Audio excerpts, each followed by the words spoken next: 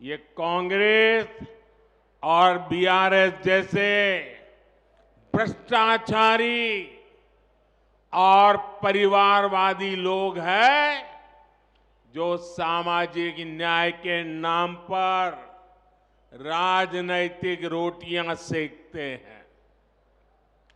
आप मुझे बताइए, जिन लोगों ने एससी, एसटी, ओबीसी के लोगों को हमेशा अपमानित किया है, क्या वो लोग इस समाज का भला होते देखना चाहेंगे क्या? ये वो लोग हैं जिन्होंने कभी बाबा साहब को चुनाव हराने के भरसक प्रयास किए थे।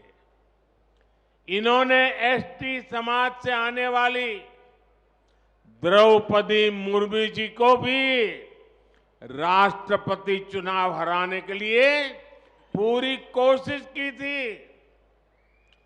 आज आप खुद देख रहे हैं कि कांग्रेस सरकार के डिप्टी सीएम जो एससी समुदाय से हैं, उनको कैसे अपमान किया जा रहा है, उनका कैसे अपमान हो रहा है। तेलंगाना के लोगों ने उन तस्वीरों को देखा है कि कांग्रेस के नेता ऊपर बैठते हैं, लेकिन एससी समुदाय के नेता को जमीन पर बैठाया जाता है।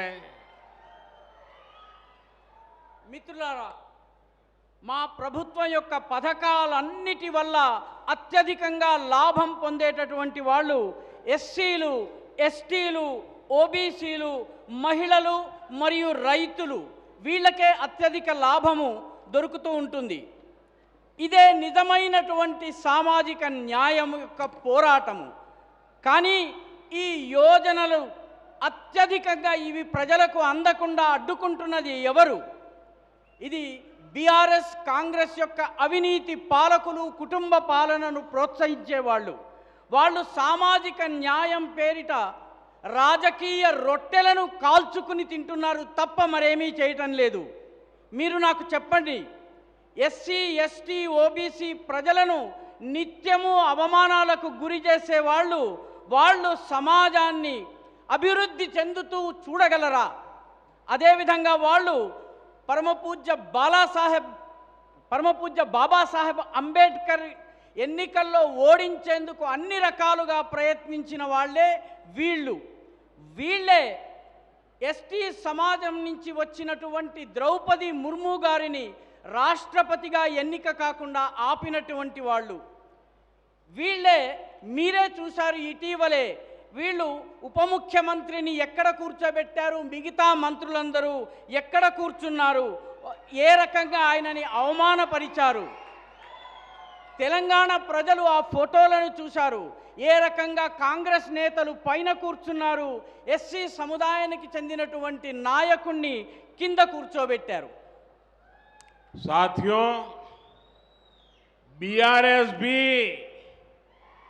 कांग्रेस के ही नक्शे कदम पर चलने वाली पार्टी है।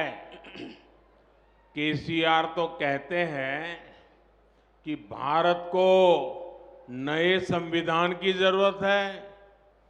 क्या ये बाबा साहब को, डॉक्टर बाबा साहब आम्बेडकर को अपमानित करने का कृत्य है कि नहीं है? क्या वो बाबा साहब को अपमानित करते हैं कि नहीं करते हैं? केसीआर ने दलित बंधु योजना से दलितों को धोखा दिया, जिसमें कैसी कैसी चालाकियां की गई थी, कैसी कैसी कमियां रखी गई थी। आंख में धूल झोंकने का ये नया तरीका उन्होंने खोजा था। बीआरएस ने वादा किया था कि तेलंगाना का पहला सीएम एससी समुदाय से होगा, लेकिन ये वादा भी पूरा नहीं किया गया।